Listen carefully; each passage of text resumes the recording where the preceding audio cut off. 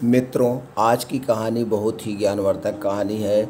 आज की कहानी में वो 4 बातें सीखने को मिलेगी जिसे जानकर हम भविष्य को संवार सकते हैं और जो है दोस्तों, कभी भी कितनी भी कठिन परिस्थितियों में हो तो उन परिस्थितियों से निकल सकते हैं। जैसे दोस्तों, अगर हमारे पास ज्ञान है तो ज्ञानी आदमी कभी भी भूखा नहीं रहता। वह हमेशा घर बैठे ही अपने ज्ञान के द्वारा खाने पीने, जो भी मान सम्मान, सब कुछ हासिल कर सकता है। तो दोस्तों, कहानी को ध्यान से सुनिएगा और वो बातें जानिएगा जिसे जानकर आप अपने जीवन को सुधार सकते हैं और एक सामाजिक आदमी बन सकते हैं सभी लोग। तो इसीलिए हमारे इस चैनल का यही उद्देश्य है कि हम अच्छी अच्छी कहानियाँ ला करके आप लोगों तक पहुँचाएं और आप लोग घर बैठ करके उस कहानी को सुने, उसका आनंद उठाएं, जिससे आप भी अपने आप को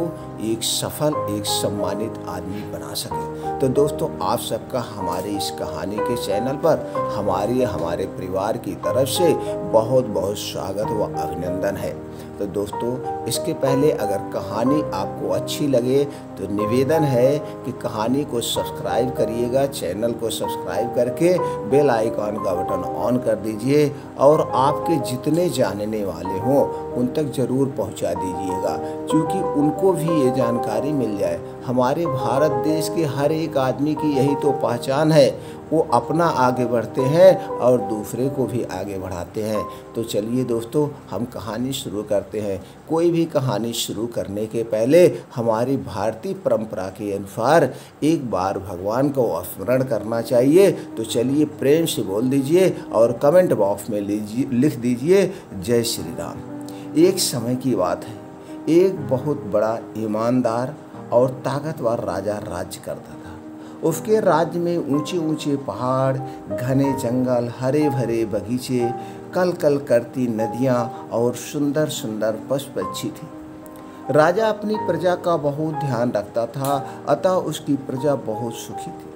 उसके राज्य में किसी चीज़ की कभी कोई कमी नहीं होती थी, जिस वजह से उसके राज्य की सारी प्रजाएं उसका हमेशा गुणगान गाया करती थी। राजा का परिवार बहुत छोटा था। एक रानी और एक राजकुमारी थी। राजा के कोई बेटा नहीं था, अतः रानी और राज्य के महामंत्री, सेनापति, राजगुरु आदि ने राजा को सुझाव दिया कि वह दूसरा विवाह कर ले, जिससे राज्य को आगे चलाया जा सके। किंतु राजा ने उनकी बात नहीं मानी। राजा रानी को बहुत प्यार करता था। वह अपनी रानी के सिवा किसी दूसरी पराई स्त्री की तरफ देखता भी नहीं था और किसी भी कीमत पर दूसरा विवाह करना नहीं चाहता था। धीरे धीरे कई वर्ष बीत गए। राजा का जीवन बहुत सुखी था। उसकी बेटी अब बड़ी हो गई। राजकुमारी भी अपनी माँ के समान सहृदय, कोमल और अद्वितीय सुंदरी थी। उसके रूप और सौंदर्य की चर्चा आसपास के राज्यों में होने लगी। राजा के पास आसपास के राजाओं ने अपने राजकुमारी के विवाह का प्रस्ताव भेजने का आरंभ कर दिए थे, लेकिन राजकुमारी अभी विवाह की इच्छुक नहीं थी। अतः राजा ने किसी भी विवाह प्रस्ताव को स्वीकार नहीं किया, चूँकि वह अपनी बेटी की से भी बहुत प्रेम करते थे। अपनी बेटी की इच्छा के विरुद्ध नहीं जाते थे। वह कहे कि जब मेरी बेटी कहेगी हमें शादी करना है, तभी हम उसकी शादी करेंगे। राजकुमारी का महल बहुत शानदार था। उसके महल के पीछे एक हरा भरा बगीचा था। इस बगीचे में बहुत सुंदर सुंदर वृक्ष थे, जिन पर बड़े स्वादिष्ट फल लगते थे। राजकुमारी प्रतिदिन प्रातः काल अपनी सखियों के साथ महल के पीछे बगीचे में आ जाती थी और तेज धूप निकलने के पहले तक यहीं रहती थी। तेज धूप होते ही वह महल में आ जाती थी। बगीचे में टहलना राजकुमारी को सबसे प्रिय शौक था। वह हमेशा जब भी समय मिलता वो अपने बगीचे में ही रहती। उनका मानना था कि जो ये प्रकृति की हवाएं हैं, ये प्रकृति की हवाएं हमारे स्वास्थ्य के लिए बहुत लाभदायक है। इसीलिए वह हमेशा ज़्यादा करके वो बगीचे में रहते थे। राजकुमारी के महल के बगीचे में एक बावड़ी थी, इसका पानी बहुत साफ और स्वादिष्ट था। महल के लोग इसी बावड़ी का पानी पीते थे।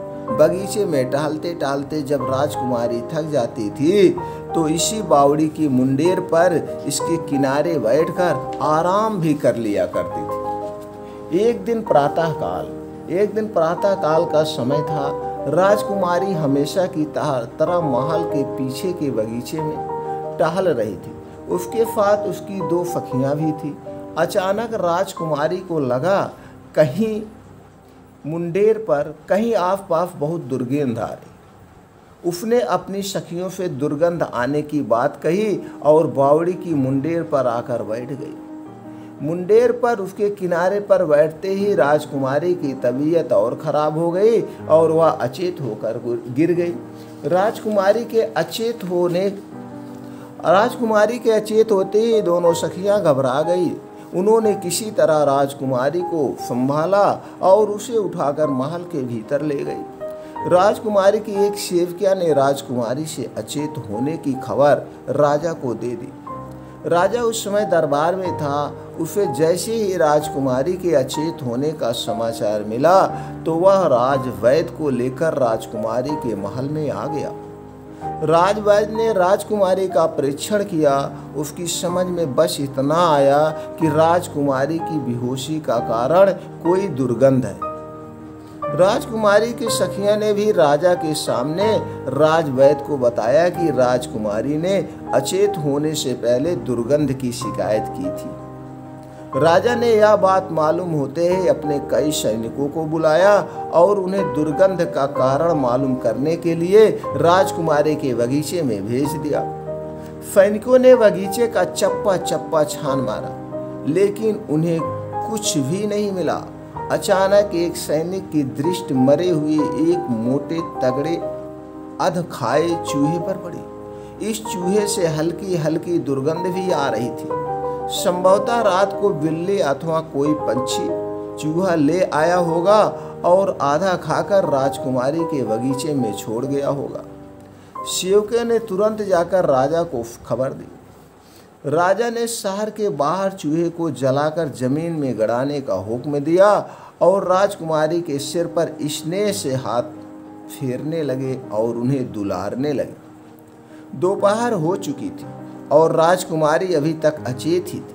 धीरे धीरे 1 सप्ताह हो गया। राजकुमारी को अभी तक होश नहीं आया था। राजवैद्य उसे तरह तरह की औषधियां दे रहे थे, लेकिन उस पर किसी भी औषधि का कोई प्रभाव नहीं पड़ा।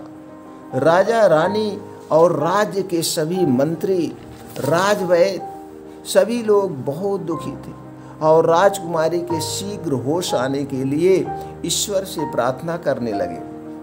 इसी तरह 1 सप्ताह और बीत गया, लेकिन राजकुमारी को होश नहीं आया। इसी मध्य राजवैद्य ने अपने राज्य के अन्य वैद्यों तथा पड़ोसी राज्यों के वैद्यों को भी बुलाकर उनसे परामर्श किया और राजकुमारी को बहुत भाग्यशाली, बहुत प्रभावशाली, बहुत ताकतवर औषधियां दी, लेकिन सभी औषधियां बेअसर रही। राजा और रानी 2 सप्ताह से राजकुमारी के पास ही बैठे हुए थे। उनसे राजकुमारी की हालात देखी नहीं जा रही थी। राजकुमारी बिना कुछ खाए पिए 2 सप्ताह से अचेत पड़ी थी। राजवैद्य और उनके सभी वैद्यों की औषधियों को बेअसर होता देखकर राजा रानी की चिंता बढ़ती ही जा रही थी। उनकी समझ में नहीं आ रहा था कि क्या करें और क्या ना करें। इसी तरह 1 महीना बीत गया। राजकुमारी अभी भी अचेत थी। उसका सुंदर गुलाबी चेहरा पीला पड़ गया था एवं आंखों के चारों ओर कालिमा सी छाई गई थी। राजा रानी, राजवैद्य और उसके साथी वैद्य सभी हिम्मत हार चुके थे। अब सभी को केवल ईश्वर का ही सहारा रह गया था। एक विशाल कक्ष के मध्य पड़े पलंग पर राजकुमारी निर्जीव सी पड़ी थी। उसके पास राजा रानी और बैठे हुए थे। राजकुमारी ने से कुछ दूरी पर खड़े राजवैद्य, महामंत्री, सेनापति, राजपुरोहित आदि आपस में राजकुमारी की बीमारी के संबंध में विचार विमर्श कर रहे थे। अचानक महामंत्री के मस्तिष्क में महामंत्री के मस्तिष्क में एक विचार आया। महामंत्री तुरंत अपने स्थान से उठा और राजा के पास पहुंचकर हाथ बांधकर खड़ा हो गया। महामंत्री ने राजा को सुझाव दिया कि वह अपने राज्य में और आसपास के राज्यों में यह डुग्गी पिटवा दे कि जो व्यक्ति राजकुमारी को ठीक कर देगा उसे सोने की 1,00,000 मोहरें पुरस्कार में दी जाएगी। राजा को मंत्री का यह सुझाव अच्छा लगा। उसने इस सुझाव को और भी आकर्षण बनाते हुए महामंत्री से कहा कि वह यह डुग्गी पिटवा दे कि जो व्यक्ति राजकुमारी को ठीक कर देगा उसे आधा राज्य पुरस्कार में दे दिया जाएगा इनाम के तौर पर। महामंत्री ने राजा की आज्ञा पाकर अपने राज्य में और आसपास के राज्यों में यह डुग्गी पिटवा दी और पुरस्कार में आधे राज्य की घोषणा भी करवा दी। अगले दिन से ही एक से बढ़कर एक अनुभवी वैद्य आने लगे।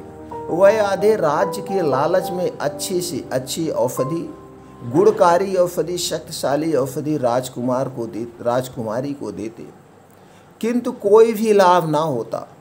अंत में वह आपस लौट जाते थे। यह क्रम 15 दिन तक चलता रहा।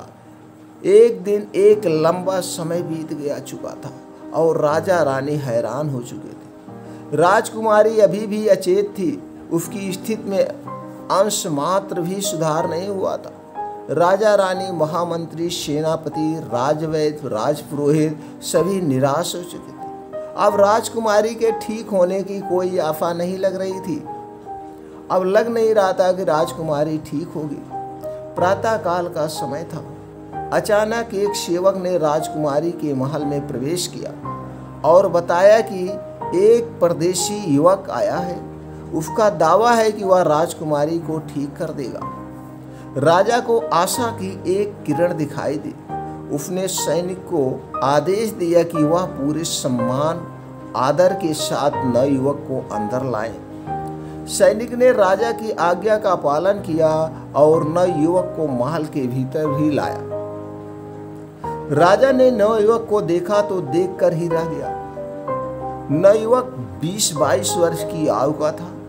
वह राजकुमारी के समान सौम्य और सुंदर दिख रहा था। उसके चेहरे पर तेज चमक रहा था।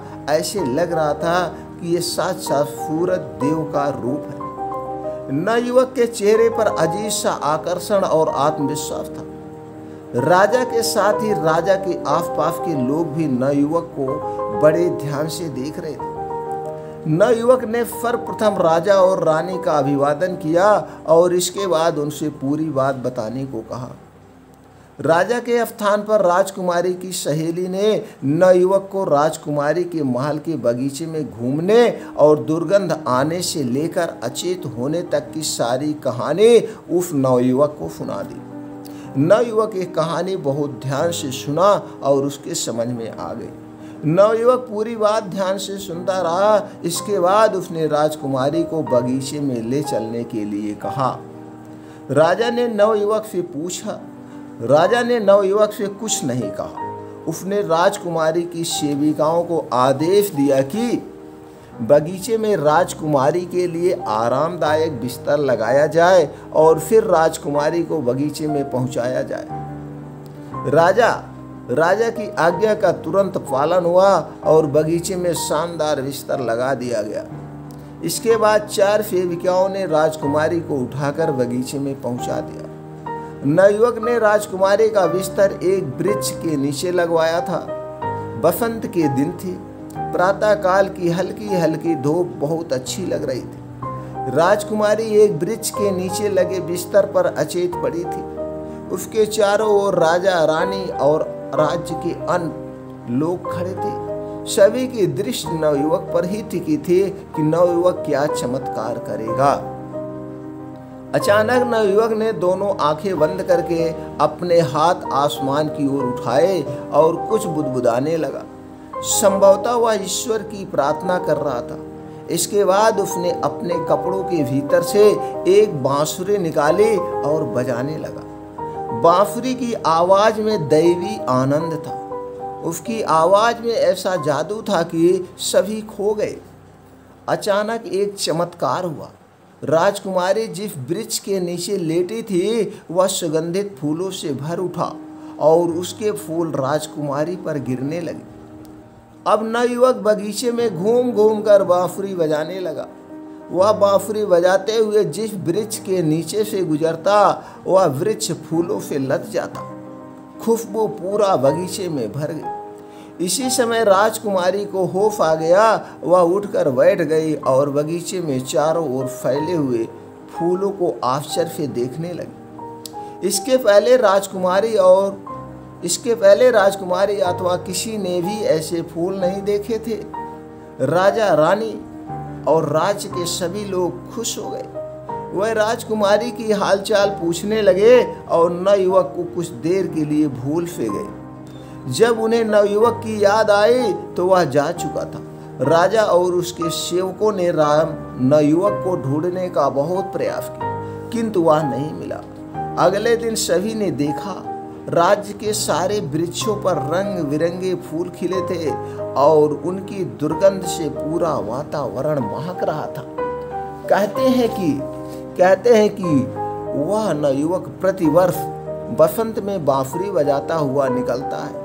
उसकी बांसुरी की आवाज से सभी वृक्ष फूलों से लद जाते हैं और चारों ओर मोहक सुगंध फैल जाती है। दोस्तों, इस कहानी से आपको क्या सीखना? ये कहानी आपको कैसी लगी हमें कमेंट सेक्शन में ज़रूर बताइएगा। अगर दोस्तों कहानी आपको अच्छी लगी, आपसे प्रेम विनम्र निवेदन है कि कहानी ज़्यादा से ज़्यादा लोगों तक शेयर करें, वो भी घर बैठकर कुछ सीखे, कुछ आनंद ले। तो दोस्तों फिर मिलते हैं ऐसी ही और ज्ञानवर्धक कहानी के साथ अगले वीडियो में। आपको कहानी अच्छी लगी तो चैनल को सब्सक्राइब करके बेल आइकॉन का बटन ऑन कर दीजिए और एक बार फिर प्रेम से बोल दीजिए जय श्री राम।